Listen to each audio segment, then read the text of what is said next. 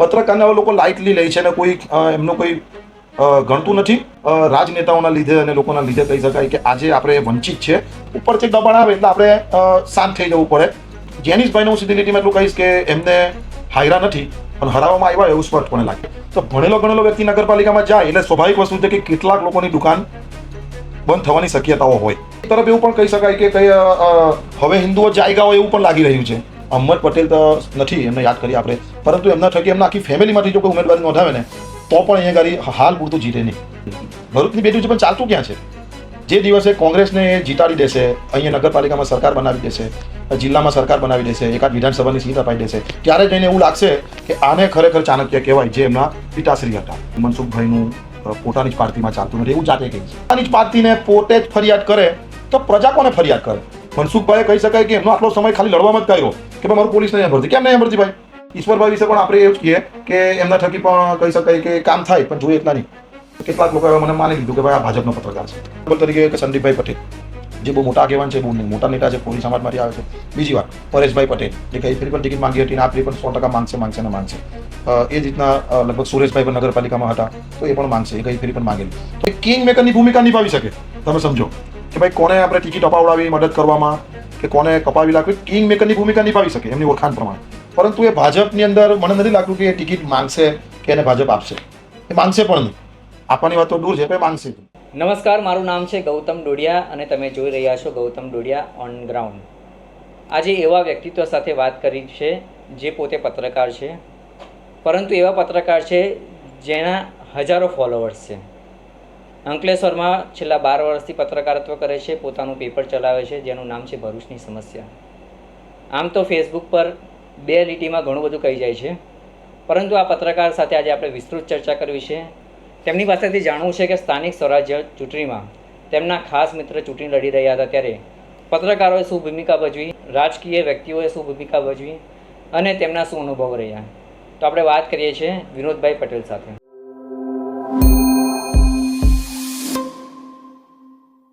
વિનોદભાઈ, તમારું સ્વાગત છે.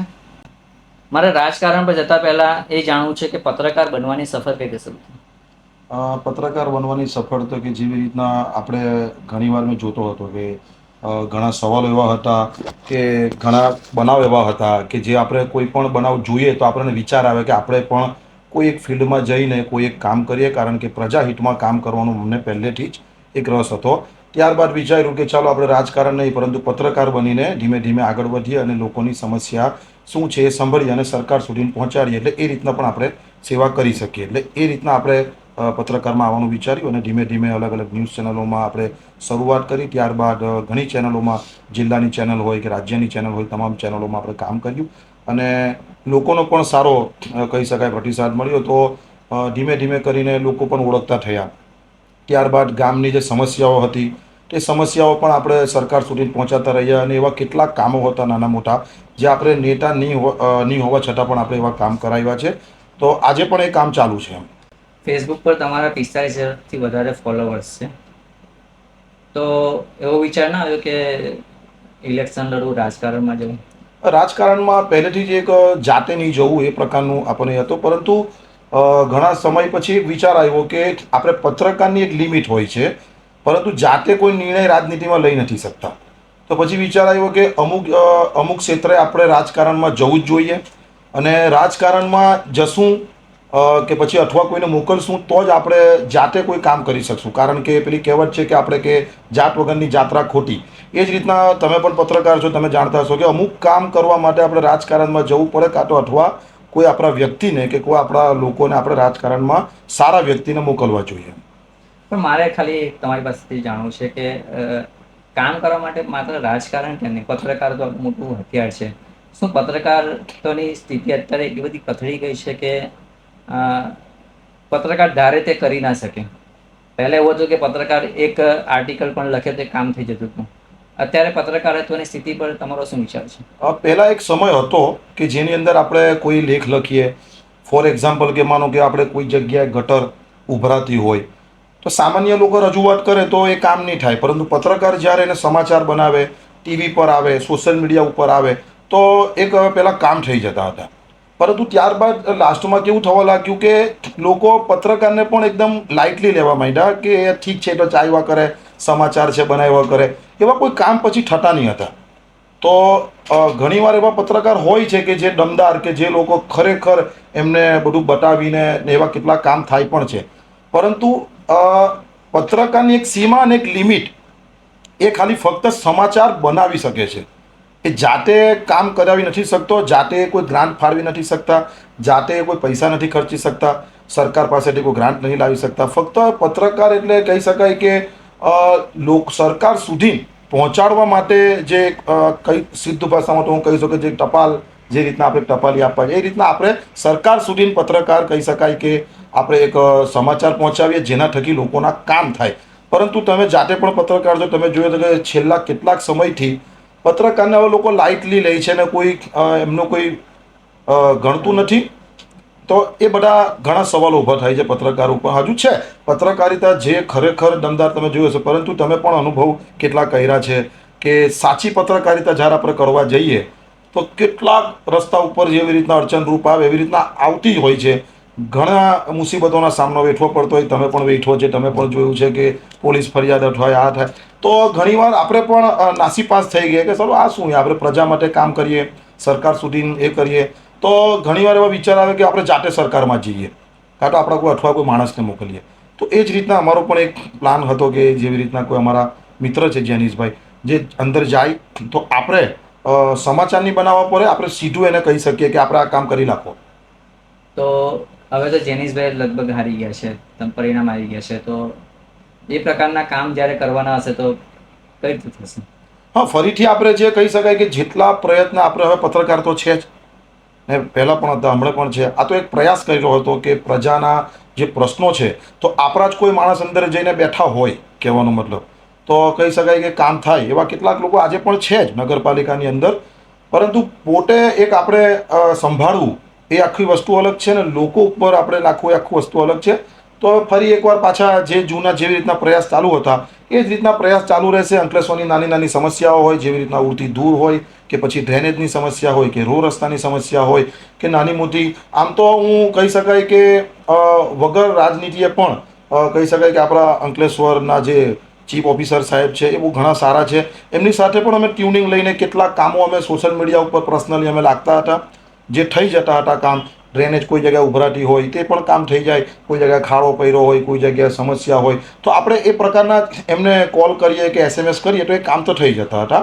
પરંતુ અંદર જઈને કહી શકાય કે કોઈ એક સ્થાન મેળવીને આપણે પ્રયત્ન કરવા માંગતા હતા કે આપણે ગામને અલગ નવી દિશાએ, જેવી રીતના કે સુરત, અમદાવાદ, બરોડા, કારણ કે કોઈ બધા વ્યક્તિ નેતાઓ સારા હોય પરંતુ કહી શકાય અલગ અલગ પ્રકારની સોચવાળા વ્યક્તિ હોય. માનો કે તમે સુરત, અમદાવાદ, બરોડા જાઓ તો એક અલગ પ્રકારની ગ્રીન સિટી, સ્માર્ટ સિટી બનાવવાના પ્રયત્નો ત્યાં થયા છે અને ત્યાં દેખાય પણ છે. ત્યાં તમે સુરત જાઓ તો ગ્રીન સિટી, સ્માર્ટ સિટી. પરંતુ આજે ભરૂચ જિલ્લો, તમે જાતે પણ ભરૂચ જિલ્લામાં રહો છો, તો ભરૂચ જિલ્લો સૌથી બીજા જિલ્લાઓ કરતાં હજુ પણ કહી શકાય કે થોડો પાછળ છે. એ આપણા માટે દુઃખની વાત કહેવાય, કારણ કે એશિયાની અંદર કહી શકાય કે નંબર 1 જો ફેક્ટરીઓ હોય, ઉદ્યોગપતિઓ હોય તો એ આપણા અંકલેશ્વરમાં છે. તો મારું તો એવું માનવું કે આખા ગુજરાતની અંદર સૌથી ગ્રીન સિટી, સ્માર્ટ સિટી અને મહાનગરપાલિકા જેને આપણે કહી શકાય એ આપણા ભરૂચ જિલ્લાની હોવી જોઈએ. પરંતુ બદનસીબે કહી શકાય કે રાજનેતાઓના લીધે અને લોકોના લીધે કહી શકાય કે આજે આપણે વંચિત છે એ વસ્તુથી. અને ગ્રીન સિટી અને સ્માર્ટ સિટી હજુ પણ થોડો સમય લાગશે એવું લાગી રહ્યું છે. હજુ થોડો સમય એટલે કેટલો? એટલે ઘણો સમય લાગશે, કારણ કે જે પ્રકારની પરિસ્થિતિ હમણાં હાલ ચાલી રહી છે તો એની અંદર આપણે દમદાર નેતા અને જે નિર્ણય લઈ શકે, સ્વયંભૂ નિર્ણય લઈ શકે. હવે એવા જે નેતાઓ છે જે સ્વયંભૂ નિર્ણય લઈ શકે, એટલે કહી શકાય કે એવા નેતા નિર્ણય લેવા જાય એટલે ઉપરથી એક પ્રકારનું દબાણ હોય, કોઈ પણ પક્ષ હોય, ભાજપ હોય, કોંગ્રેસ હોય, ઉપરથી એક દબાણ આવે એટલે આપણે શાંત થઈ જવું પડે. તો એ જ રીતના કહી શકાય કે જેનીશભાઈને પણ કોઈક ને કોઈક રીતે અંદરખાને શાંત કરી દેવામાં આવ્યા હોય, કારણ કે એક અભ્યાસુ યુવાન હતો, 27-28 વર્ષના યુવાન હતા, કહી શકાય કે એન્જિનિયર હતા. એ જેવો નગરપાલિકામાં જટે તો બીજા લોકો સાથે પણ હળી મળીને કહી શકાય કે ગામનું આખું કેવી રીતના કામ કરવું, શું કરવું, કાગળમાં કેવી રીતના કામ કરવું, કાયદાથી કેવી રીતના કામ કરવું, એ બધા જ સવાલો એમને કહી શકાય કે ધીમે ધીમે પરિપક્કા થઈ જતે. પરંતુ કહી શકાય કે પહેલા જ બોલમાં યોર્ક વાગી ગયો અને આપણે પત્રકારત્વ ઉપર પણ આગળ ચર્ચા કરીશું. ઘણા બધા મુદ્દા છે તેની પર ચર્ચા કરવી જરૂરી છે, પણ તમે જેનિશભાઈનો મુદ્દો વાત ઉઠાવી છે તો જેનિશભાઈ પર થોડી વાત કરી લઈએ. જેનિશભાઈ યુવા ઉમેદવાર હતા, અભ્યાસુ છે, સારા ઉમેદવાર છે, સ્વચ્છ છબી ધરાવે છે, તો એમને હારવાના કયા કયા કારણો? મારે તમને સ્ટ્રેટ ફોરવર્ડ પૂછવું હોય કે જેનિશભાઈ મોદીને ભાજપે હરાવ્યા કે કોંગ્રેસે હરાવ્યા? કહી શકાય કે બંને લોકો હરાવ્યા. જ્યાં સુધી વિશ્લેષણ આપણે કરવા જઈએ તો ઘણા એવા નામ લેવા એવા નથી, કારણ કે ઓથેન્ટિક પુરાવા આપણી પાસે એવા કોઈ હાલ નથી. પરંતુ કહી શકાય કે એવું નહીં કે ફક્ત જેનિશભાઈ, આખા ગુજરાતની અંદર કહી શકાય કે જે લોકો સારા નેતા હતા તે લોકોએ પોતાની પાર્ટીઓને ખરેખર મદદ કરી છે, ભાજપ હોય, કોંગ્રેસ હોય. પરંતુ આ વખતે કહી શકાય કે જે નિયમો હતા ભારતીય જનતા પાર્ટીના, કહી શકાય કે 60 વર્ષની ઉપરના ઉમેદવારીની નોંધાવી શકે, પછી કહી શકાય કે 3 ટર્મ જેની પૂરી થઈ ગઈ હોય તે ઉમેદવારીની નોંધાવી શકે. તો એવા કેટલાક જે હતા આખા, જેવી રીતના મનસુખભાઈએ, તમને યાદ હોય હમણાં તો થોડા સમય પહેલાં જ ઇલેક્શન પહેલાં પણ કહ્યું હતું કે ભારતીય જનતા પાર્ટીને નુકસાન થશે, અને એ વસ્તુ લોકોએ જોયું પણ. અને થોડા દિવસ પહેલાં મનસુખભાઈએ પણ એ પ્રકારના સ્ટેટમેન્ટ આપ્યા કે ભાઈ આના કારણે આપણે હાર્યા છે કેટલીક સીટો.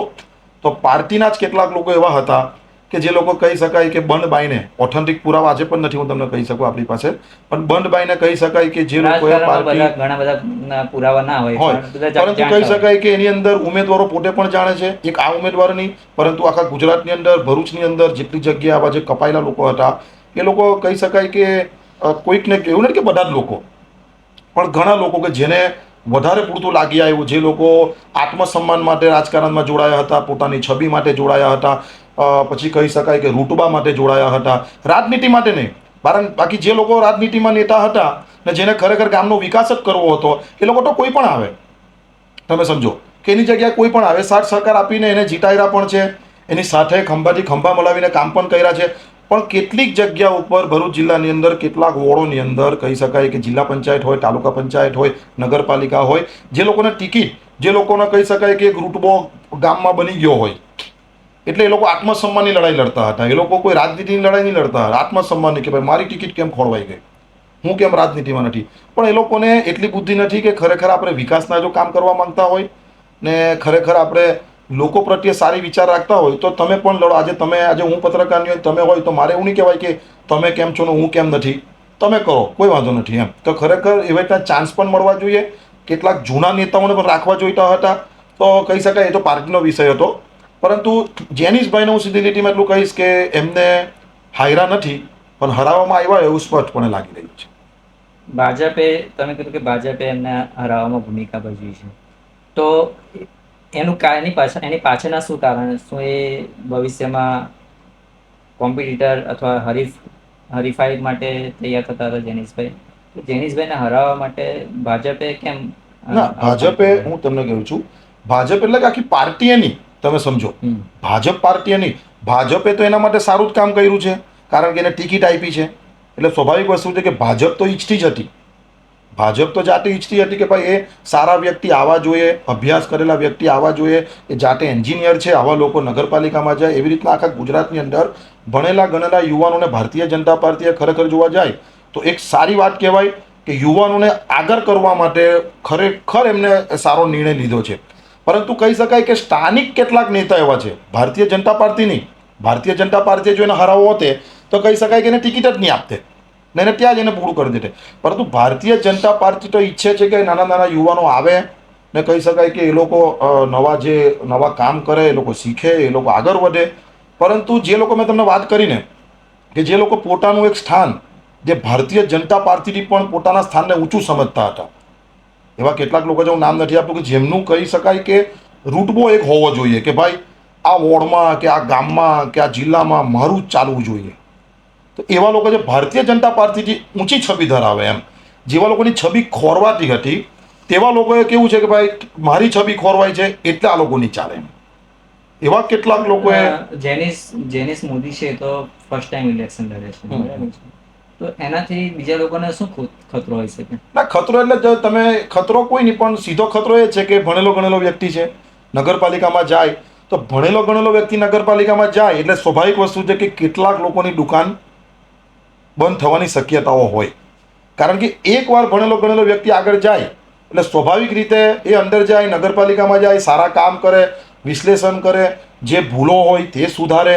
તો કેટલાક લોકો એવા જે હોય, જે દરેક પાર્ટીઓમાં હોય, ભાજપમાં હોય, કોંગ્રેસમાં હોય, આમ આદમી પાર્ટીમાં હોય, કે જેના આવવાથી એ સારા વ્યક્તિ છે ને તો કોઈ તકલીફ જ નથી કે ચાલો સારા વ્યક્તિ ટુ સારા વ્યક્તિ બે ભેગા થાય એટલે પ્લસ ટુ પ્લસ વધે. પરંતુ અહીંયા કોઈનું સ્થાન ઘટે એવું હતું, આ જાય અંદર તો તકલીફ પડે એવી હતી. તો એવા કેટલાક લોકો હતા, એવા કેટલાક સમીકરણો હતા કે આવા યુવાનો જો આગળ આવશે તો કહી શકાય કે જે લોકોના ઘર કહી શકાય કે નગરપાલિકા ઉપર ચાલતા હોય, જે લોકોનું અસ્તિત્વ ભાજપ ઉપર ચાલતું હોય, જે લોકોનું આખે આખું કામ જ એની પર ચાલતું હોય, એવા લોકોને ખતરો થાય. બાકી ભાજપને કોઈ તકલીફ હતી જ નહીં. ભાજપને તકલીફ હતી ટિકિટ જ નહીં આપતે. પણ મારો સવાલ એ છે કે ચાલો ભાજપે તો ટિકિટ આપી દીધી, તમે લડ્યા, પણ લોકોમાં તો એટલી જાગૃતિ હોવી છે કે ભાઈ ઉમેદવાર છે એ અભ્યાસુ છે, ભણેલો ગણેલો છે, યુવાન છે, તો લોકોના મત એમને મળવા જ જોઈએ. મતદારોએ જે નિર્ણય લીધો એ બાબતે તમારું શું કહેવું છે? મતદાનનો નિર્ણય સર્વોપરી હોય છે, પરંતુ આજે આખા ભારતની અંદર તમે જોયું હોય કે જાતિવાદ, ધર્મવાદ, સમાજવાદ ઉપર આખી આખી ચૂંટણીઓ વળી ગઈ છે. તમે તમામ પ્રકારના રિઝલ્ટો જોયા. અંકલેશ્વર આખા શહેરના આપણે રિઝલ્ટની વાત કરવા જઈએ ગૌતમભાઈ, તો વોર્ડ નંબર 1થી લઈને વોર્ડ નંબર 9માં તમે વિશ્લેષણ કરજો કે જ્યાં જ્યાં પણ લઘુમતી સમાજના વોટ 20%, 30%થી પણ ઉપર હોય છે, ત્યાં ખરેખર ભારતીય જનતા પાર્ટીને ખતરો અવશ્ય હોય છે અને હોય છે. જેવી રીતના આપણે વોર્ડ નંબર 1 લઈ લો, વોર્ડ નંબર 2 લઈ લો, વોર્ડ નંબર 3 લઈ લો. આ વર્ષોથી આ વોર્ડ કહી શકાય કે એ કોઈ પણ ઉમેદવાર હોય ને એ જીતી જતા હોય. Ward number 4, ward number 5, ward number 5ના આપણે રિઝલ્ટની વાત કરવા જોઈએ તો ગયા વર્ષે 4 સીટ હતી, પણ એની પહેલા 2 સીટ હતી. તો કહી શકાય વોર્ડ નંબર 9 પહેલા ત્યાં આગળ કોંગ્રેસની સરકાર હતી, ત્યારબાદ ભાજપની સરકાર આવી, ત્યારબાદ કોંગ્રેસની સરકાર આવી. તો આ જે બધા વોર્ડ છે ને કહી શકાય કે જાતીય સમીકરણ અને ધર્મ પર આ બધું જતું રહે છે, જેના કારણે આ તકલીફો. વોર્ડ નંબર 5ની વાત કરવા જઈએ તો તમને કહ્યું આ વખતે એસઆરએની અંદર કેટલાક નામ પણ કપાયા. 1000થી વધુ વોટ, 1500થી 2000 વોટ કહી શકાય કે એક વોર્ડમાં કપાયા છે.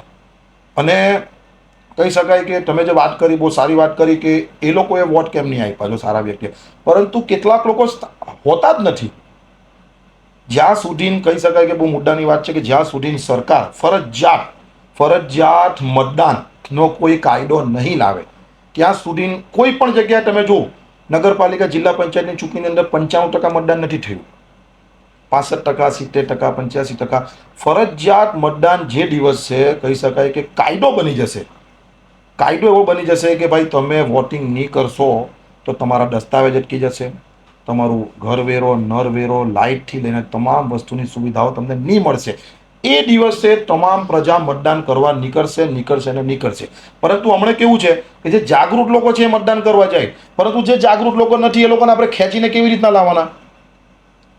વોર્ડ નંબર 5ની વાત કરવા જઈએ આપણે તો કેટલાક લોકો વોટિંગ કરવા જ નથી આવ્યા. પણ એ તો જો તમે એક બાજુ એવું કહો છો કે જેનિસ મોદી છે ભાજપના અને કોંગ્રેસના બંને લોકોના કારણે હારી ગયા, બીજું કારણ તમે એ પણ આપ્યું કે એસઆઈઆરમાં મતદારો કપાયા. તો જ્યારે એક ઉમેદવાર ચૂંટણી લડતો હોય તો હારની પાછળ સ્ટ્રેટેજી, રણનીતિ એમાં કઈ કચાશ રહી ગઈ હોય એવું નથી લાગતું? કારણ કે પેલા મુદ્દા અલગ છે. અને કચાસમાં એક જ વસ્તુ હતું કે કચાસની અંદર કેવું હતું કે જે પહેલા ઉમેદવારો હતા એની જે આખી ટીમ હતી, પહેલા જે ટીમ હતી તો જાતીય સમીકરણ ટીમ હતી, પરંતુ આ વખતે કેવું હતું કે ઉમેદવારોની અંદર પણ થોડી ઘણી તકલીફો, જેવી રીતના કે વિસ્તાર પ્રમાણે એક જ વિસ્તારના કોઈ 2 ઉમેદવાર થઈ ગયા હતા, પછી એવા બધા ખાસા સમીકરણો હતા જેના કારણે પણ તકલીફ તો પડી જ છે. પરંતુ કહી શકાય કે 10%, 15%, 20% આ બધું ભેગું મળી ને સરેરાશમાં કહી શકાય કે આની હાર આ રીતના થઈ છે. તમે કીધું કે આખા દેશમાં હવે જે ચૂંટણીઓ થાય છે તે ધર્મના આધાર પર થાય છે, સમાજવાદ પર થાય છે, જાતિવાદ પર થાય છે. હવે એવી છબી બની ગઈ છે એવું લાગે છે કે ભાજપ એટલે હિન્દુની પાર્ટી અને કોંગ્રેસ એટલે મુસ્લિમની હા, એ ચોક્કસપણે કહી શકાય. અને સ્થાનિક સ્વરાજની ચૂંટણીમાં એ વસ્તુ કેટલી અસર કરી? હવે સ્થાનિક ચૂંટણીની અંદર પણ આ વસ્તુ આવી ગયું છે અને વિધાનસભા હોય, લોકસભા હોય, તમામ જગ્યા ઉપર હમણાં હાલ જે બંગાળના તમે રિઝલ્ટ જોયા, કેરળના રિઝલ્ટ જોયા, તો આ રિઝલ્ટની અંદર તમે સ્પષ્ટ લોકોને દેખાઈ ગયું છે કે રાજનીતિની અંદર પહેલા એવું નહીં હતું. હવે રાજનીતિની અંદર કેવું છે, હવે રાજનીતિમાં પણ ધર્મના ઝંડા, ધર્મના નાળા, ખરેખર રાજનીતિ એટલે લોકશાહીની અંદર શું કે સમસ્યાઓના લીધે નેતાઓ ઇલેક્શન લડે, નગર સેવક, તમે સમજો, નગર સેવક એટલે કે નગરની સેવા કરવા માટે.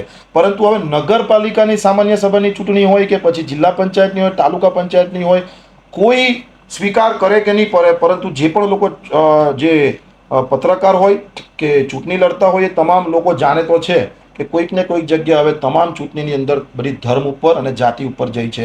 જેવી રીતના ઉત્તર પ્રદેશમાં તમે લઈ લો કે જેવી રીતના ઉત્તર પ્રદેશમાં પણ તમે જોયું હશે કે સમાજવાદ પર આખી કેટલીક સીટો નીકળી ગઈ, તમે સમજો. ત્યાં હિન્દુત્વ કામ નથી કર્યું, સમાજવાદ. એટલે જ્યાં સમાજવાદ ચાલે ત્યાં સમાજવાદ ચાલી જાય, જ્યાં ધર્મવાદ ચાલે છે. મતલબમાં હવે એવું થઈ ગયું કે કોઈ પણ ઉમેદવાર સારા છે કે એવું નથી જોતા.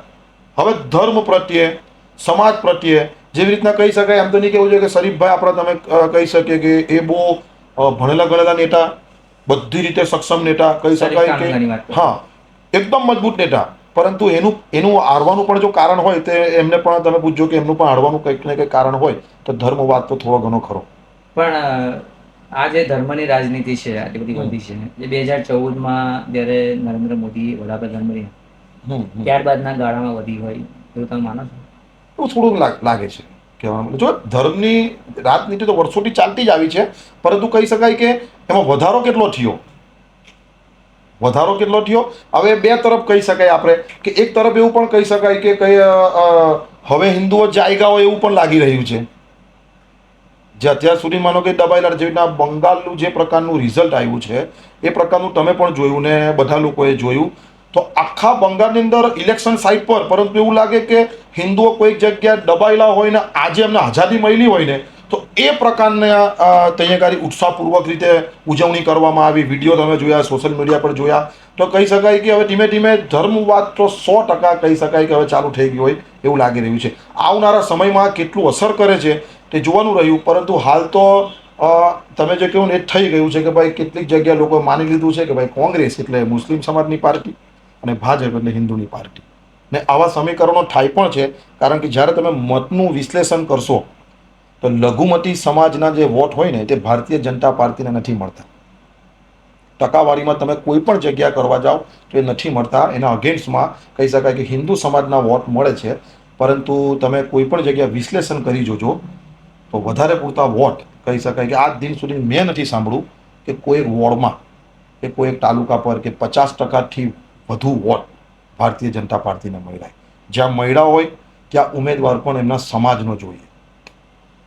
એટલે સમાજવાદ, જાતિવાદ ને ધર્મવાદ કહી શકાય કે રાજનીતિની અંદર 100% એનો પ્રવેશ થઈ ગયો છે. અને ભવિષ્યની અંદર હવે આ જ પ્રકારની રાજનીતિ ચાલશે. ભવિષ્યમાં કોંગ્રેસ પણ આવશે તો પણ આ જ રીતે ચાલશે અને ભાજપ પણ આવશે તો આ જ તો એ હિસાબે તો કોંગ્રેસ ભવિષ્યમાં સત્તામાં આવે પોસિબલ જ નથી. એ તો મુસ્લિમનું જે આપણે વસ્તી જોઈએ તો હા, તો કોંગ્રેસને પણ તમે વિચારો કે કોંગ્રેસને પણ જીત નથી મળતી. એનું કારણ શું છે કે કોંગ્રેસ પણ કહી શકાય કે લઘુમતીને સાચવવામાં અત્યાર સુધી તમે જોયું હશે કે કોંગ્રેસ અત્યાર સુધી લઘુમતીને સાચવવામાં બહુમતીને ખોઈ દીધેલા છે. તમે સમજો, અત્યાર સુધી લઘુમતીને સાચવવામાં જ, કારણ કે તમે કોંગ્રેસની અંદર તમે અનુભવ કરજો કે કોંગ્રેસ કહી શકાય કે હિન્દુ, હમણાં હાલ પૂરતી થોડું ઘણું રાહુલ ગાંધી કહી શકાય કે મંદિરો જતા થયા કે પછી મારા પહેરતા થયા કે તિલક કરતા થયા. પરંતુ ભૂતકાળની અંદર તમે જોયું હશે તો કહી શકાય કે લોકો કોંગ્રેસને હિન્દુ વિરોધી પાર્ટી ગણતા જ હતા. કારણ કે એમના કેટલાક એવા એ પ્રકારના એ હતા કે જેને લઈને લોકોને એવું લાગતું હતું કે ભાઈ કોંગ્રેસ એટલે ભાજપ, કોંગ્રેસ એટલે હિન્દુઓની પાર્ટી નથી. અચ્છા, હવે તમે કીધું કોંગ્રેસની એવી છાપ છે. હું અંકલેશ્વરની વાત કરું. અંકલેશ્વરમાં સ્વર્ગસ્થ અહેમદભાઈ પટેલ હતા, જે કોંગ્રેસના કહેવાય કે દિગ્ગજ નેતા. એમના તરફથી તમે જે રીતે કહ્યું કે ભાઈ કોંગ્રેસ એટલે એ મુસ્લિમોને વ્યક્તિ અહમદભાઈ પટેલની વાત કરવા જાય તો વ્યક્તિત્વ એનું એટલું મજબૂત હતું એટલે આજે એ અહીંયાથી જીતીને ગયા છે.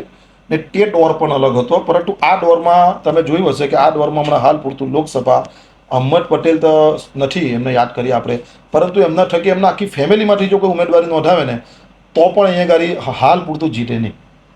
એ પ્રકારનું પરિસ્થિતિ છે. અને અહમદ પટેલ એક દિગ્ગજ નેતા હતા. એ જાતે કોંગ્રેસની એમની જાતે એક છબી એ પ્રકારની હતી ને કે લોકો એને કોંગ્રેસ તરીકે નહીં જોતા હતા. આજે તમે જે સવાલ કર્યો બહુ મુદ્દાનો છે કે આજે પણ કેટલા એવા દિગ્ગજ નેતા છે જેને દિગ્ગજથી પણ દિગ્ગજ નેતા કહેવાય, એ આપણા અહમદ પટેલ હતા. કે જેઓ કહી શકાય કે બેઠા બેઠા અહીંયા પીરામણ ગામમાં બેઠા બેઠા આખું દિલ્હી હલાવવાની તાકાત રાખતા હતા. વ્યક્તિત્વ રીતે એમની પોતાની છબી એ પ્રકારની હતી, એ વ્યક્તિ સારા હતા, કોંગ્રેસી હતા એટલા માટે નહીં, પરંતુ વ્યક્તિ જેઓ ભારતીય જનતા પાર્ટીના કોઈ કાર્યકર્તા જે ગયા હોય તો પણ એ કામ કરી લાગતા, કોઈ પત્રકાર જાય તો પણ કામ કરી લાગતા. એટલે કહી શકાય કે પોતાના વ્યક્તિની છબી. પરંતુ છેલ્લે છેલ્લે એ પણ તમે જોયું હશે કે આખા ગુજરાતની અંદર કે આખા ભરૂચ જિલ્લાની અંદર એમને પણ કોઈ સીટ અપાવવામાં ફાળો રહ્યો નથી. વ્યક્તિ સારા હતા, પરંતુ કહી શકાય લોકો આજે એ પ્રકારનું હોય છે કે તમે માણસ સારા છો પણ તમે ભાજપમાં છો એટલે મત નહીં મળે, તમે માણસ સારા છો તમે કોંગ્રેસમાં છો એટલે મત નહીં મળે. તો ગમે એટલા વ્યક્તિ સારા થઈ જાય તો એમને છેલ્લે છેલ્લે જે આ છબી નડી તો કહી શકાય કે હિન્દુત્વ અને મુસ્લિમ આની ઉપર આખી રાજનીતિ જતી રહી. એટલે મેં તમને કહ્યું કે અહમદ પટેલ આજે કેમ કોંગ્રેસને કહી શકાય કે સીટ અપાવવામાં, વિધાનસભાની સીટ હોય કે લોકસભાની સીટ અપાવવામાં ગુજરાતમાં નિષ્ફળ ગયા છે. પોતે અંકલેશ્વરમાં રહેતા હતા, તમે સમજો પીરામણ ગામ એમનું નિવાસસ્થાન હતું, છતાં પણ કહી શકાય કે આજ દિન સુધી એમને નગરપાલિકા કેટલાક વર્ષોથી નગરપાલિકા કહી શકાય કે કોંગ્રેસના હાથમાં નથી આવી. વિધાનસભા આજે પાછલા કેટલાક વર્ષોથી તમે જોયું હશે કે એ પણ એ લોકો નિષ્ફળ ગયા છે, લોકસભામાં પણ નિષ્ફળ ગયા છે. તો કહી શકાય કે એ જાતે હતા, પરંતુ એટલું સીટ અપાવી શકે એ એમને પોતે પણ ખબર હતી. જેવી રીતના તમે આ તો વાત કરું કે કોઈ કોંગ્રેસના નેતાઓને તમે પૂછો તો વોર્ડ વાઇઝ તમને પૂછે કે ભાઈ આપણે 1 નંબરની અંદર આપણે કોંગ્રેસને શું કરીએ, તો કેટલાક નેતાઓ કોંગ્રેસને એવું કહે કે તા તમે ગમે એ કરો કોંગ્રેસ નહીં આવે. કેમ નહીં આવે? એમને ખબર છે કે ત્યાં લઘુમતી મત છે જ નથી, એટલે ત્યાં આપણે જીતવું અશક્ય છે. જેના કારણે લોકો ઉમેદવાર પણ ઊભા નથી રાખતા. વોર્ડ નંબર 1ની અંદર કોંગ્રેસે ઉમેદવાર નથી ઊભા રાખ્યા. કેમ નથી ઊભા રાખ્યા? એમને ખબર છે કે જે અપક્ષની પેનલ બની છે એ કદાચ જીતી જાય તો એના આપણે સમાવેશ કરી લઈશું, પરંતુ કોંગ્રેસને અહીંયા ઉમેદવાર ઊભા રાખવામાં બીક લાગે. એ જ રીતના ભારતીય જનતા પાર્ટી 8 નંબરની અંદર ઉમેદવાર તો ઊભા રાખેલા પણ જાતે હાર સ્વીકાર લીધી હતી. એ ખબર છે કે ત્યાં લઘુમતીના વોટ સૌથી વધારે છે અને ત્યાં ઉમેદવાર આપણે ગમે એ મૂકીએ તો કહી શકાય કે જીતવું અશક્ય જેવું છે. અને કદાચ ત્યાં આગળ જીતવું પણ હોય તો આપણે એટલા સક્ષમ ઉમેદવાર લાવવા પડે ભારતીય જનતા પાર્ટીમાં મુસ્લિમ સમાજના, ત્યારે જઈને આપણી ત્યાં સીટ આવે.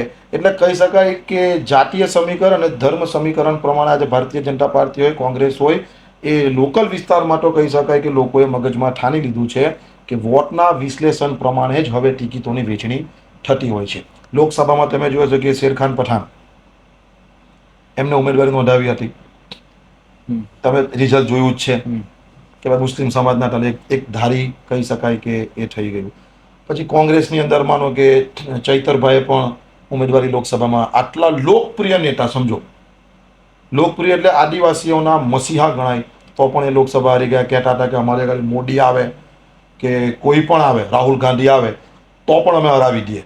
આજે એમને આનો સામનો કરવો પડ્યો ભરૂચ લોકસભાની અંદર. એનું કારણ આ જ છે, લોકોને એવું નથી કે ભારતીય જનતા પાર્ટી બહુ જ પસંદ છે, પરંતુ હિન્દુત્વની પાર્ટી છે. એટલે લોકો નહીં કહેતા કે આપણે જ્યારે ચૂંટણી આવે એટલે પેલા ઉમેદવારે કહે અમે તમને ઓળખતા જ નથી, આ તો ભાજપના તમને મત આપી દઈએ છીએ. શું કહે કે ભાજપના નામ પર તમને મત આપી દઈએ છીએ. એ જ રીતના કોંગ્રેસની અંદર હોય ઉમેદવાર, અમે તમને ઓળખતા નથી, ત્યારે પંજો છે નંબર, તો પંજો અને કમળ આ એક પ્રકારનું મગજની અંદર લોકોને ઘૂસી ગયું છે કે ભાઈ મારા, હવે લોકો નથી જોતા. પહેલાં ચાલતું હતું જેવી રીતના ગ્રામ પંચાયતની ચૂંટણી હોય એમાં સિમ્બોલ નહીં હોય, એની અંદર ભાજપની વિરુદ્ધ બી હોય, એના માણસો કોંગ્રેસની વિરુદ્ધ હોય, તો ત્યાં વ્યક્તિત્વ જોવામાં આવે કારણ કે સિમ્બોલ નથી. એટલે વ્યક્તિત્વ જોવામાં આવે કે આપણા ગામનો વ્યક્તિ કોણ સારો છે, આ વ્યક્તિ છે એને મત આપો. પણ પેલામાં વ્યક્તિ સારો હોય કે નબળો હોય, પરંતુ એક કમર જે કહી શકાય એને જોઈને લોકો મતદાન કરતા હોય ને પંજાને જોઈને મતદાન કરતા હોય. તો આ બધા સમીકરણો ખુલ્લા જ છે, લોકોએ સ્વીકાર નથી કરવા, એ રીતનું છે. આપણે અહેમદભાઈ પટેલની વાત કરીએ તો અહેમદભાઈના સંદર્ભમાં આજે એક સવાલ છે. એમના સંતાનો મુમતાઝ પટેલ ને ફૈઝલ પટેલ અંકલેશ્વરના છે, અત્યારે દિલ્હી રહે છે, પણ એ અહેમદભાઈ પટેલની છબીને, એમના વારસાને આગળ લઈ જવામાં અંકલેશ્વરના દ્રષ્ટિકોણથી જોઈએ તો કેટલા સફળ થયા. જે પ્રકારનું અહેમદભાઈનું વર્ચસ્વ, પ્રભુત્વ, માન સન્માન અંકલેશ્વરમાં હતું એવું જાળવી શક્યા છે કે નથી જાળવી શક્યા? નથી જાળવી શકીએ. કારણ કે એક વસ્તુ છે કે જરૂરી નથી કે જે આપણા પિતા હોય એ જ પ્રકારના ગુણ રાજનીતિમાં આપણી અંદર હોય. જેવી રીતના એમના પુત્રની વાત કરીએ ફેઝલની, કે તમે જોયું હશે કે એમના સ્ટેટમેન્ટના લીધે આજે જાતે લોકોએ ભરૂચ જિલ્લામાં ખબર છે કે કોઈ પણ પ્રકારનું સ્ટેટમેન્ટ આપી દેવું, કોઈ પણ પ્રકારના ખુલાસા નહીં કરવા, મીડિયાઓ બધી દોડતી થઈ જાય, કોઈ બેનરો મારી દે કોઈ જગ્યાએ, ને બેનરોમાં લખી દે કે હું આવી રહ્યો છું કંઈ આમ તેમ એવા કેટલા એટલે હું તો કોઈ લડીશ. હું તો લડીશ ને હું તો પછી કોઈ લડવાના નહીં હોય લોકોને મીડિયાને દોડાવે આ એટલે કહી શકાય કે એમનાથી જે 10% જેટલું પણ રાજનીતિ કહી શકાય કે અહમદભાઈ જેટલું નથી એ આખી છબી જ અલગ હતી મુમતાઝબેન વિશે શું કહેવું છે? એમને પણ થોડું ઘણું એ છે પરંતુ કહી શકાય કે એ કોઈને જીતાડવામાં સફળ કરી શકે કે કોઈને હરાવવામાં સફળ કરી શકે એટલું નથી એમની ફક્ત જે ઓળખાણ છે એ એમની પોતાની કોઈ નથી પોતાનું કોઈ એમને આજે પણ તમે ઓળખો તો કેવી રીતના ઓળખો અહેમદભાઈના પણ એ મુમતાઝબેન તો પોતાને ઓળખાણ રીતે આપે છે કે ભરૂચની બેટી છે. ભરૂચની બેટી છે પણ ચાલતું ક્યાં છે જે દિવસે કોંગ્રેસને જીતાડી દેશે અહીંયા નગરપાલિકામાં સરકાર બનાવી દેશે જિલ્લામાં સરકાર બનાવી દેશે એકાદ વિધાનસભાની સીટ અપાઈ દેશે ત્યારે જઈને એવું લાગશે કે આને ખરેખર ચાણક્ય કહેવાય જે એમના પિતાશ્રી હતા કે એમના પિતાશ્રી કહી શકાય કે મહારાષ્ટ્ર જાઓ દિલ્હી જાઓ કોઈ પણ જગ્યા જાઓ તો સરકારને કહી શકાય કે કેવી રીતના પાડી દેવી કેવી રીતના બનાવવી એ પ્રકારના કોંગ્રેસની અંદર સૌથી મોટા ચાણક્ય એમને ગણવામાં જે તે સમય આવતા હતા પરંતુ એ ચાણક્યના ગુણ એમના કોઈ પણ સંતાનમાં દેખાતા નથી ફક્ત કહી શકાય કે આવું સ્વાગત થઈ ગયું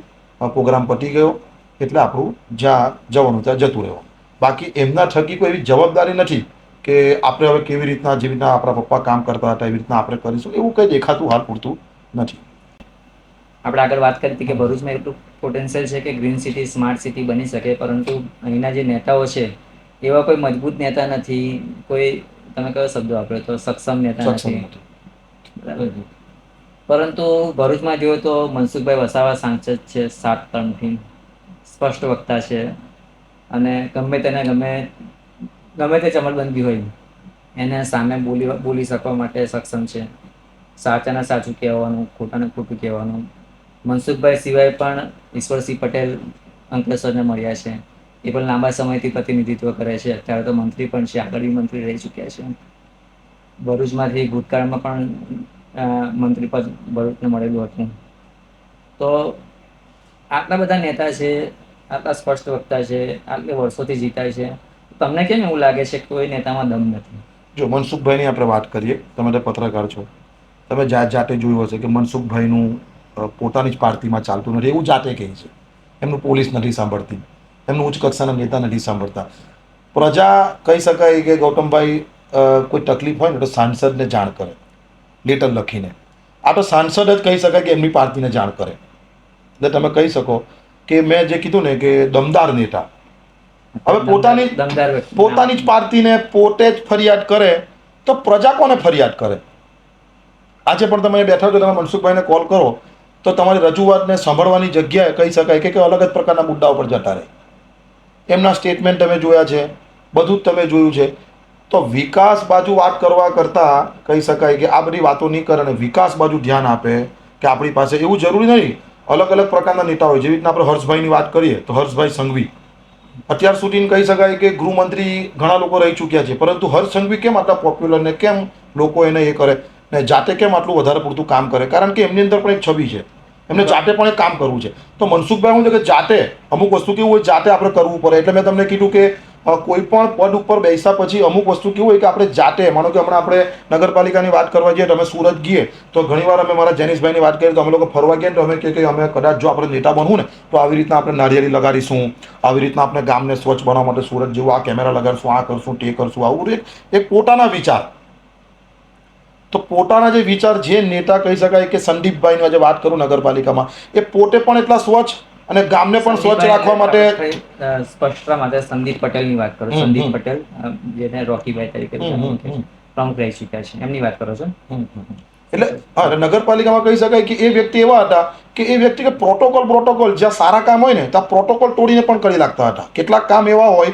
કે જે આપણે પ્રોટોકોલ તોડીને કરવા પડે જેવી રીતે તમે પત્રકાર છો તો પત્રકારના નિયમ પ્રમાણે આપણે બધું ચાલીએ વાત બરાબર છે પરંતુ કેટલાક પ્રોટોકોલ તોડીને પણ આપણે તમે કોઈ જગ્યાએ એક્સિડન્ટ થયું હોય તો આપણે માનો કે તમે પત્રકાર છો તમે પહેલાં શૂટિંગ કરવાનું માન્ય રાખો કે પછી એને લઈ જવાનું એ રાખો તો પ્રોટોકોલ તોડીને આપણે એવું નહીં કહીએ કે ભાઈ હું તો પત્રકાર છું એટલે હું ફક્ત શૂટિંગ જ કરા મારા પ્રોટોકોલમાં શૂટિંગ આવે ના આપણે શું કરીએ એને દવાખાને પર લઈ જવાનો પ્રયત્ન કરીએ સમાચાર પણ આપણે લઈ લઈએ પછી આપણે એને કોલ કરીને પર્સનલી પૂછીએ બી કે છે ભાઈ પૈસાનું કોઈ કામ છે આમ છે એટલે આપણે એ રીતના જાતે પણ કોઈ કામ કરવા પડે તો એ રીતના ફક્ત એકલો વિરોધ નહીં પરંતુ તમને સત્તા મળી હોય તો તમારે જાતે પણ પાવર બતાવીને, પરંતુ લોકોને આવતા ટર્મમાં મારી ટિકિટ કપાઈ જશે એવા ડરથી કેટલાક નેતાઓ કામ જ નથી કરતા, ચૂપ રહેવું પડે ડરના કારણે કે આવતા ટર્મમાં મારી એવી કેટલી ટિકિટ કપાઈ જાય છે કે જેવી રીતના કોઈએ કદાચ કોઈ પોતાની જ પાર્ટીના લોકોએ કે પોતાના જ લોકોએ ખરાબ કામ કર્યું હોય તો આપણે એને કહેવા જઈએ એટલે પેલો ઉપરથી દબાણ આવે એટલે એને કપાઈ જાય. એટલે ટિકિટ નહીં મળવાના ડરના કારણે આજે કોઈ કામ નથી કરી શકતા.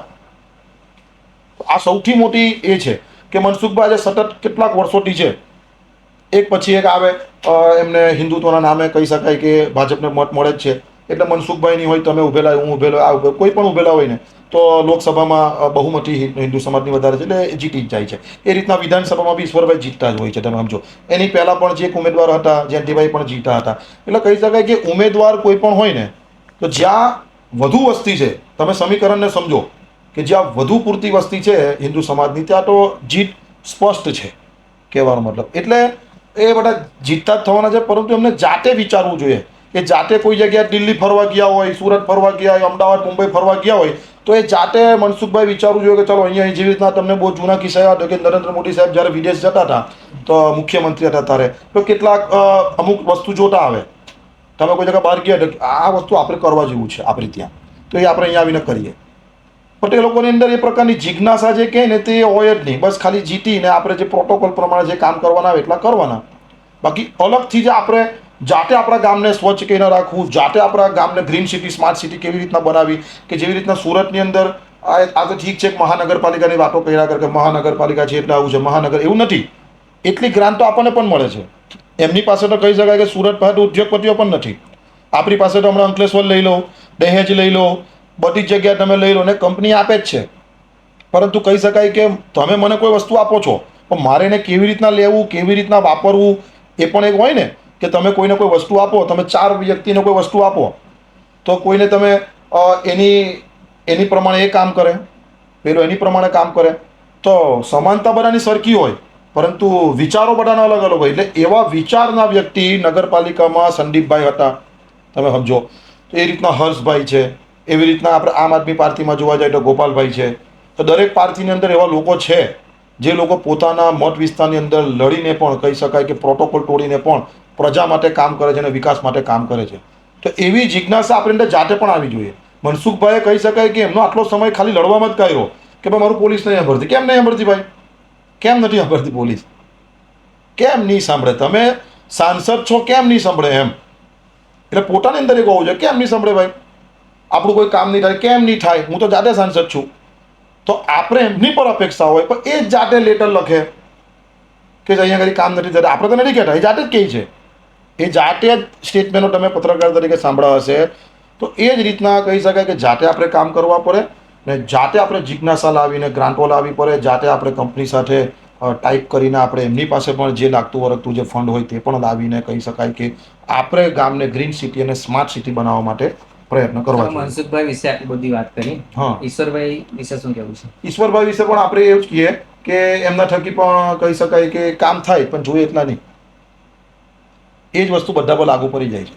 કહેવાનો મતલબ એ દમદાર છે પણ કહી શકાય કે મેં તમને આગળ વાત કરી કે એમને જાતે વિચારવું જોઈએ. આજે આટલા ટર્મથી છે તેમને જાતે વિચારવું જોઈએ કે ચાલો આપણે ભરૂચ જિલ્લાને હવે તો કહી શકાય કે મંત્રી છે, મંત્રી પદ ઉપર છે, તો એમને જાતે વિચારવું જોઈએ. કામ કરે છે 100%. હું તો એવું કહું છું કે મનસુખભાઈ કરતા તો એમના વિસ્તારમાં કરે છે એમ કે લોકસભા તરીકે એમને આખા જિલ્લામાં કરવું જોઈએ એટલું એમની વિધાનસભામાં તો કરે છે. પણ કહી શકાય કે જેટલું બીજા ધારાસભ્ય મંત્રી પદ જેવી રીતના સૌરાષ્ટ્રની અંદર આપણે ગઈએ તો સૌરાષ્ટ્રની અંદર દમદાર જે મંત્રી પદ આવે તો દમદાર નેતા બની જાય કે કેમ નહીં થાય? પાણી રોકી દેવું કે પાણી આ કરવું કે મારા સમયે છોડવું કે આ કરવું, અમારા વિસ્તારને પહેલું જોઈએ, અમારા વિસ્તારમાં કામ થવા જોઈએ. તો પાર્ટીના જ માણસો હોય તો પણ પાર્ટી સાથે, મુખ્યમંત્રીઓ સાથે પણ લડીને, તો એવા હજુ પણ કેટલા આપણી વિધાનસભામાં, અમારી વિધાનસભા હજુ પણ એવા કેટલા કામો છે જે ખરેખર બાકી છે. જેવી રીતના વાત કરવા જઈએ તો અમારા અંકલેશ્વરની અંદર પ્રોપર નગરપાલિકાની અંદર PM રૂમ, એટલે કે જ્યારે આપણે કોઈ ડેડ બોડીની સમસ્યા આવે તો પહેલાં હતું એ PM રૂમ આજે 4-5 વર્ષથી નથી. હોસ્પિટલ જે અમારી છે તો 3 કરોડ રૂપિયાની હોસ્પિટલ છે પરંતુ સુવિધાનો અભાવ છે. એટલે સરકાર ગ્રાન્ટો આપે છે. મુખ્યમંત્રી કહે છે, ભરૂચમાં પણ આવીને કહ્યું હતું કે મહાનગરપાલિકાના સપના છોડો, તમે પહેલાં કામ લાવો, હું તો આપવા તૈયાર છું, પૈસા હું તો આપવા તૈયાર છું, પણ કામ લેતા પણ આપણે થોડીક આવડત હોવી જોઈએ. તો કહી શકાય કે નગરપાલિકા આ જ બધું વિચારીને અમે ગૌતમભાઈ અંદર નગરપાલિકામાં જવા માટેનો પ્રયત્ન કર્યો હતો. જે બેઝિક આપણી પાસે જે મુદ્દા હતા ને એને લઈને જ મારે જાતે નહીં જવું હતું, પરંતુ આપણે કહ્યું કે જેનીશભાઈ અંદર જાય તો મારી પાસે એવા કેટલા મુદ્દા હતા. હું 12 વર્ષથી પત્રકારિતા કરું છું, પ્રજાની વેદના સમજું છું. તો કયા કયા એવા મોટા, ઠીક છે નાના મોટા તો ગટર છે, આ છે તે જે નાના, પણ મોટા મુદ્દા ગામમાં એવા કયા છે કે જે લોકો હેરાન પરેશાન થાય છે. એની અંદર કહી શકાય આપણે હોસ્પિટલ 7 વાગ્યા પછી આપણી હોસ્પિટલ બંધ થઈ જાય, પ્રાથમિક સારવાર તો એ મળતી નથી. તો અમે ગમે તેવી રીતના પણ લડી મૂકીને પણ કહી શકાય કે એને આપણે 24 કલાક ચાલુ કરવાના પ્રયત્ન કરતે. હમણાં પણ લડત તો ચાલુ રહેશે, પરંતુ જાતે આપણે હોય કોઈ હોદ્દા ઉપર તો લડવાની એક અલગ મજા હોય. જેનીશભાઈ તો નથી. હવે તમને લાગે છે કે ભાજપમાં એવા કોઈ બીજા નેતા છે, ઈશ્વરભાઈ કે બીજા કરવું જોઈએ, એ લોકોએ કરવું જોઈએ. છે દમદાર ખાસા એવા નેતા ચૂંટાઈને આવ્યા છે, પરંતુ મેં તમને કીધું ને કે ટિકિટ કપાઈ જવાના ડરથી કે 2.5 વર્ષ પછી 5 વર્ષ પછી હું છૂટ્યો નથી, પરંતુ એ કામ આપણે કરી નાખીએ. એ બધાને જેટલા પણ લોકો છે ને તે એ લોકોને આ જ છે કે આપણે વધારે પૂરતું કંઈ કામ કરવા જશું. એવા કેટલાક નેતા એવા છે કે જે વધુ પૂરતું આપણે કહીએ કે ડાપણ નહીં કર, નહીં તો એમ થઈ જશે. તો એવા કેટલાક નેતાઓ કપાવાના ડરથી કરે ચાલ આપણું પોતાનું સામ્રાજ્ય હચવાઈ રહી છે, આપણું પોતાનું કામ ચાલ્યા કરે છે, આપણા વોર્ડનું કામ ચાલ્યા કરે છે, અમારું પોતાનું સફાઈનું ચાલ્યા કરે, એના કારણે ચૂપચાપ બેસી રહે છે. પરંતુ જે મોટા મુદ્દાઓની વાત કરવા જઈએ આપણે તો પીએમ રૂમ, જ્યારે પણ અમારા અંકલેશ્વરની અંદર કોઈ અકસ્માત થાય તો 3-3, 4-4, 5-5 કલાક સુધી પોતાના પરિવારના લોકો અહીંયા રડતા હોય છે. ગૌતમભાઈ રડતા રડતા ડેડ બોડી લઈને બેસી રહે છે. ડેડ બોડી સાઈડ પર મૂકી દેવામાં આવે છે. સવારે ડૉક્ટર આવશે. કેમ નહીં થાય? 1 કલાકની અંદર પીએમ થઈ જવું જોઈએ, કારણ કે આવી પરિસ્થિતિની અંદર પીએમ વહેલું થઈ જવું જોઈએ. આપણી તો પીએમ જ નથી, પીએમ રૂમ જ નથી. ગડખોલ સીએચસીમાં આપણે જવું પડે છે. અહીંના લોકોએ ત્યાં આગળ 24 કલાક આપણી ડેડ બોડી પડી રહે છે. લોકોની પરિવારના લોકોના આંખના આંસુ સુકાઈ જાય છે અને એમની વેદના મેં જોયેલી છે, સાંભળી છે. એટલે આપણે કહીએ છીએ કે એવા કેટલાક બેઝિક મુદ્દાઓ હતા કે જેવી રીતના હોસ્પિટલ છે. અમે પોતે જોયું છે, અમને કોલ આવે છે પત્રકાર તરીકે કે વિનોદભાઈ મને અહીંયા પગમાં વાગ્યું છે, અહીંયા સારવાર નથી કરતા. એટલે આપણે પછી ફોન મારીએ સીઓ સાહેબને, એટલે કે 7 વાગે હોસ્પિટલ બંધ થઈ જાય નિયમ પ્રમાણે. તો આવા બધા નિયમોને કહી શકાય કે ભંગ કરીને ઉપરથી અમે ગમે તેવી રીતના કરીને પણ 24 કલાક ચાલુ કરાવતે. કારણ કે આપણે નગરપાલિકાની અંદર જો આપણે લોકોને વધારે પૂરતા પગાર આપી શકતા હોય તો કેમ અહીંયા આપણે ડૉક્ટરો નહીં મૂકી શકીએ? આપણે સર્જન મૂકી શકીએ, એમડી મૂકી શકીએ, કોઈ પણ જેટલા પણ ડૉક્ટર ફિલ્ડના છે એ મૂકી શકીએ. કમસે કમ આપણે અહીંયા કોઈ પણ ડૉક્ટરો મૂકીને અહીંયા ઓર્થોપેડિક મૂકીને. હમણાં કેવું છે કે એક્સિડન્ટ થાય એટલે ટાંકી એટલે હોસ્પિટલ બંધ, 7 વાગ્યા પછી બંધ. તો પ્રાથમિક સારવાર જે આપણે નજીકમાં હોય તો 3 કરોડ રૂપિયાનું હોસ્પિટલ શું શોભાના ગાંઠિયા સમાન હોય? સરકારે તો પૈસા આપી દીધા. હવે આપણે એમાં લોકો આપણે કહે કે ભાઈ મુખ્યમંત્રીને થોડું ખબર હોય કે અહીંયા કઈ પ્રકારની સિસ્ટમ છે.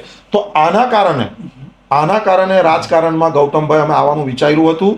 અમે કોઈ પૈસા ખાવા માટે કે કોઈ આપણે આમ કરી નાખું તેમ કરી નાખું એના માટે કંઈ અંદર નથી ઘૂસ્યા. તમે સમજો, એના માટે અમે આવવાના પ્રયત્ન નહીં કરતા હતા. આ તો સદનસીબે હવે ચાલો આપણે હારી ગયા. બાકી ખરેખર અમે બહુ મોટો પ્રી પ્લાનિંગ કરીને હજુ પણ જેટલા પ્રયાસ થશે એટલા તો ચાલુ જ રહેશે.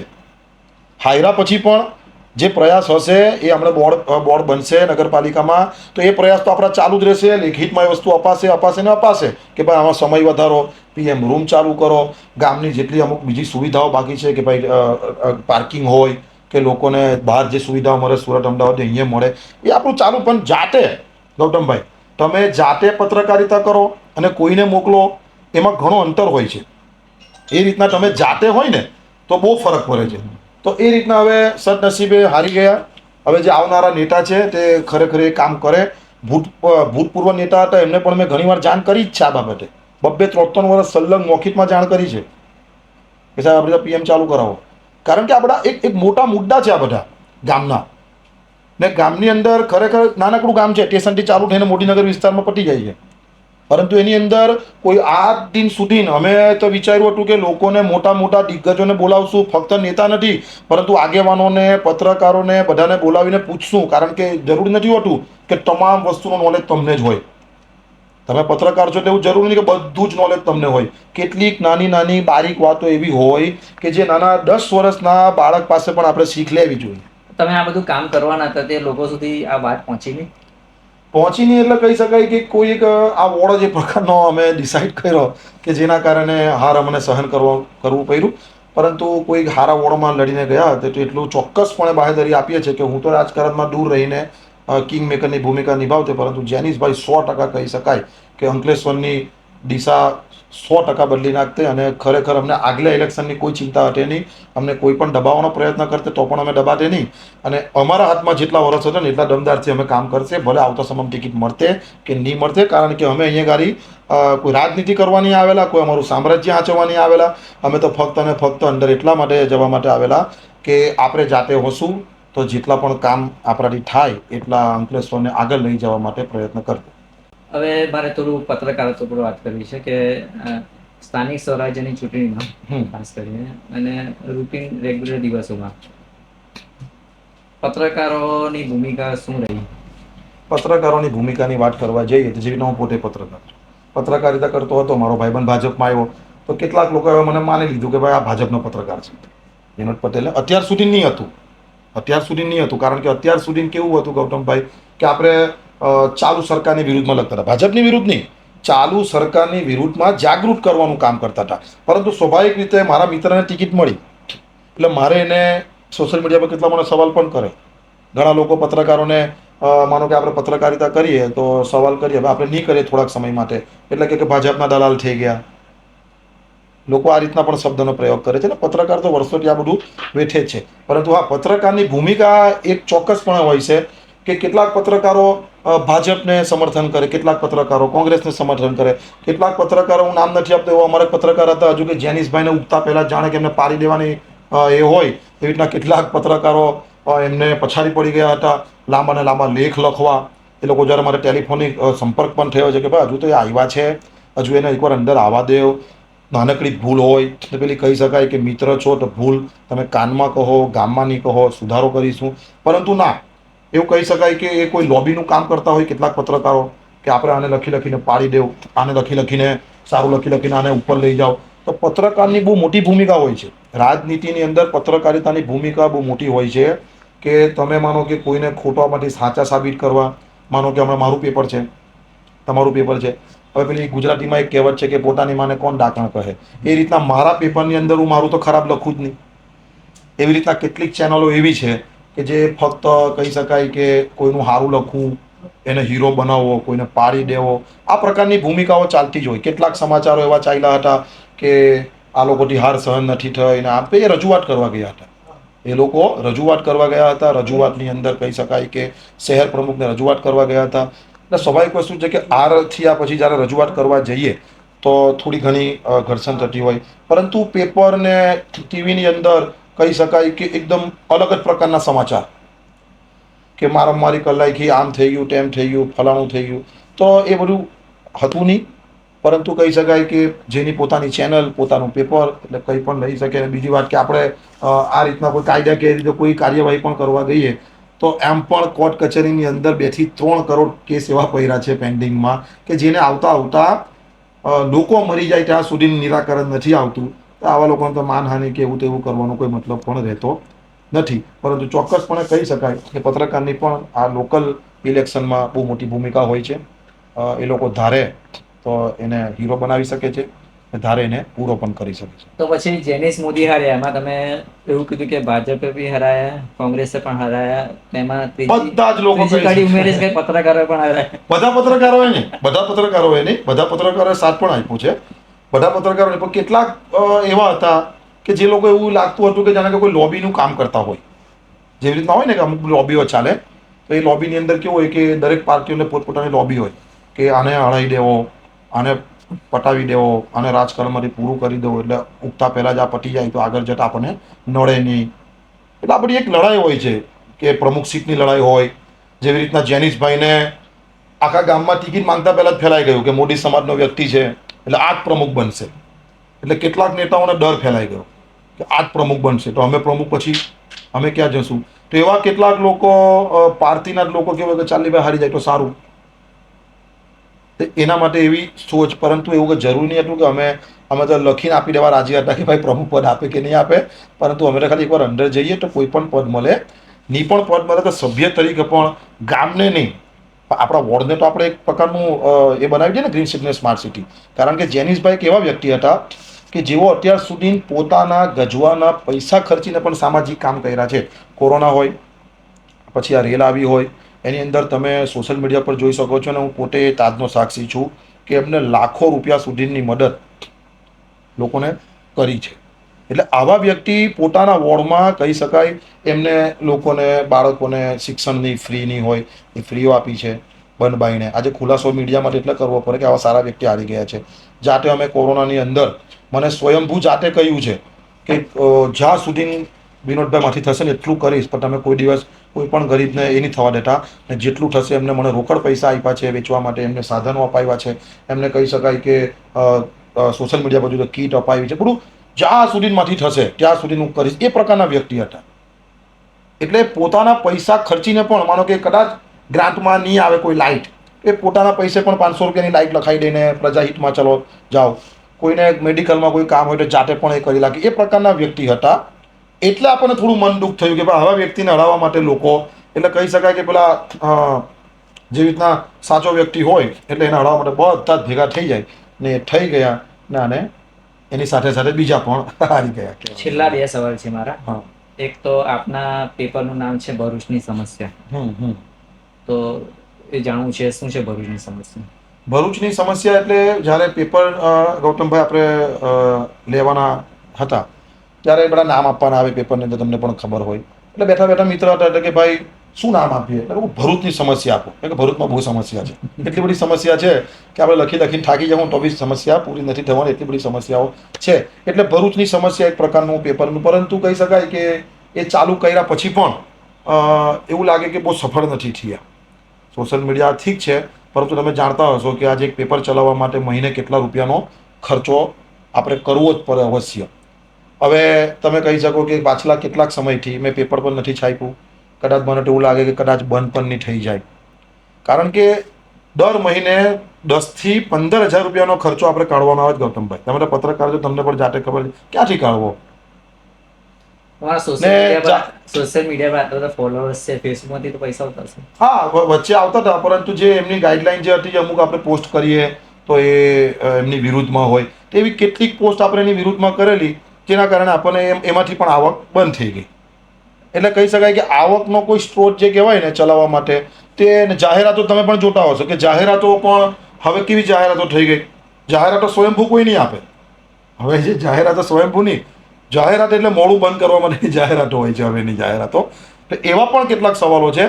તો કહી શકાય કે આવી રીતના ઠીક છે, પત્રકારિતા કરવી સહેલી છે, પરંતુ આર્થિક રીતે બહુ લગભગ બધા જ પત્રકારો આ બધું ફેસ કરે છે. એ કેટલાક લોકો તમે જોયા હશે કે કેટલાક પત્રકારો એવા છે કે જે હતા તે ડીમ પણ થઈ ગયા છે, નીકળી પણ ગયા છે, એ લોકોએ પોતાનું અલગ એક સ્થાન મેળવી લીધું અને અલગ બિઝનેસમાં લાગી ગયા, કારણ કે એ લોકોને ખબર હતી કે સેવા તો કરવા આવ્યા છે, પરંતુ કોઈ પણ જગતની અંદર એવી સેવા નથી જે વગર પૈસે થાય.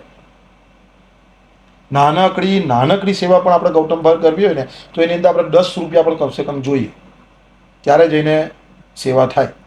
અને સેવા કર્યા બાદ કંઈક કેટલાક લોકોના આક્ષેપ, જેના તમે પત્રકાર હતા, કંઈક કેટલાક આક્ષેપ તમારી પર કરવામાં આવ્યા, અમારી પર કરવામાં આવ્યા છે. એટલે કહી શકાય કે આક્ષેપોનો ટોપલો લઈને જ પત્રકારો ચાલતા હોય ને એ પ્રકારનું છે. તો એ પણ બહુ કઠિન છે હવે, કારણ કે હવે જમાનો બહુ જ ફાસ્ટ ચાલી રહ્યો છે, જેની અંદર હવે તો તમે જોયો છે કે કોઈ પણ ઉઠાઈને પત્રકાર બની જાય છે. તમે તો મોટી મોટી ચેનલોમાં કામ કર્યું, તમને અનુભવ હશે. હવે તો તમે રોજ 4 પત્રકાર સોશિયલ મીડિયા પર તમે જોતા હશો, એક નવું પેજ બની જાય એટલે પત્રકાર, એક નવું આઈડી બની જાય એટલે પત્રકાર. તો હવે કંઈક ને કંઈ એ બધું ખોરવામાં આવ્યું છે. છેલ્લો સવાલ રાજકારણનો છે.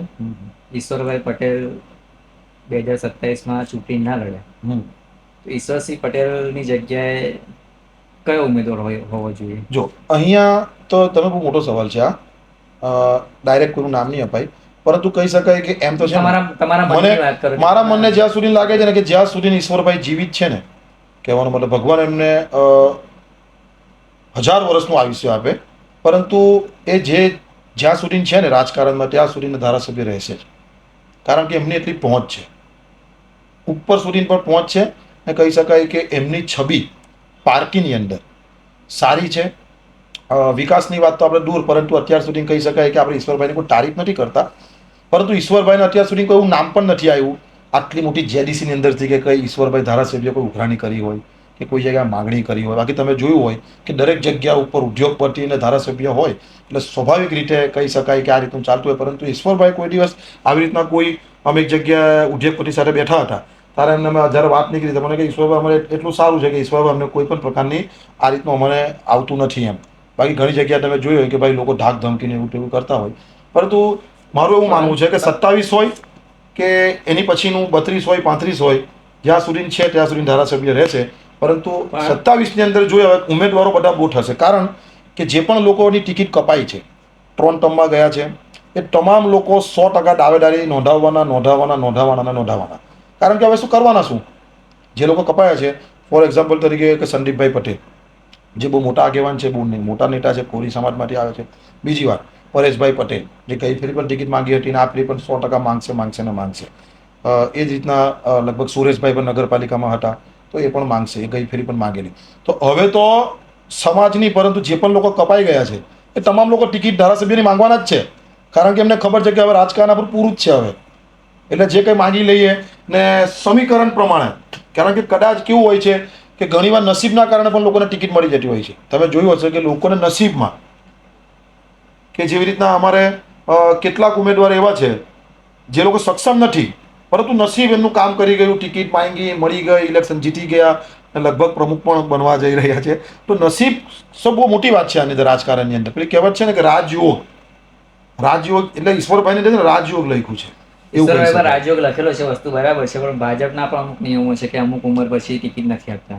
એ ખાલી જિલ્લા પંચાયત નગરપાલિકા. હા, જો નિયમમાં હશે ને તો નિયમમાં હશે 100% પાર્ટીને ટિકિટ નહીં આપશે. ઈશ્વરભાઈ નરેન્દ્ર મોદી તો છે નહીં કે 75 વર્ષ પછી પણ કન્ટિન્યુ રહી.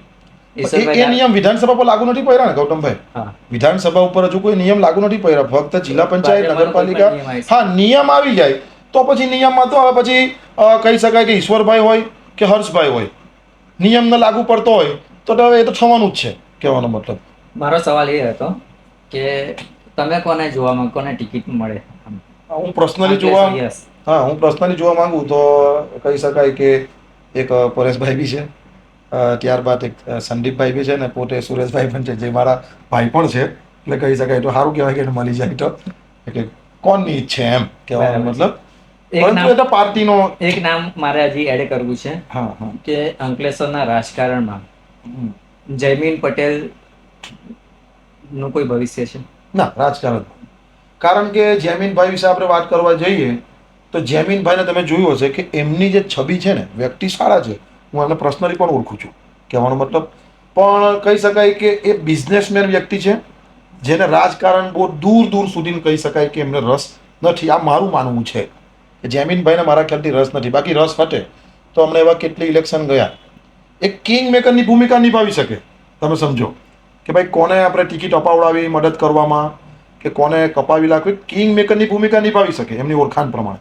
પરંતુ એ ભાજપની અંદર મને નથી લાગતું કે એ ટિકિટ માંગશે કે એને ભાજપ આપશે.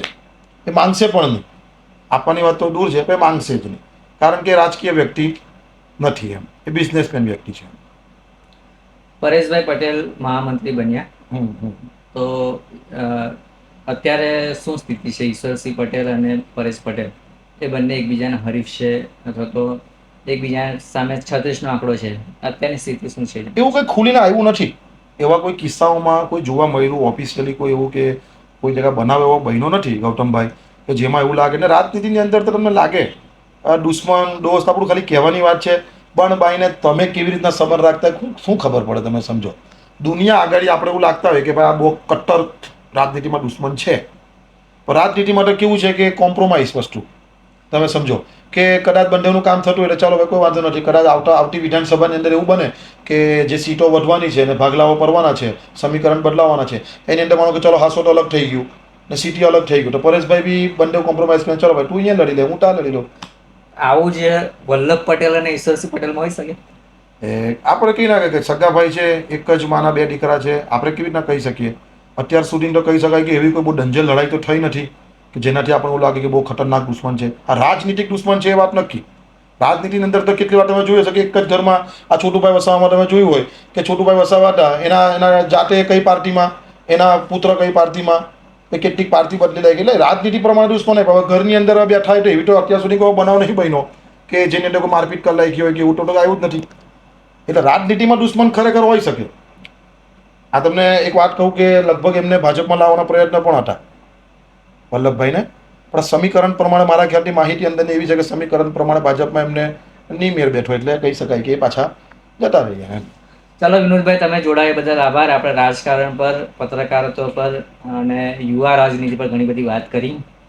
તમારી જે ઈચ્છા છે, તમારા મિત્ર ભલે ચૂંટાઈ આવ્યા નથી, પરંતુ જે કામો છે એ કામ માટે પ્રયત્નશીલ રહેશો. તો એ કામો લોકોના કામો છે, લોકોના કામો થાય તેવી શુભેચ્છા સાથે આપણે આ પોડકાસ્ટને પૂરું કરીશું.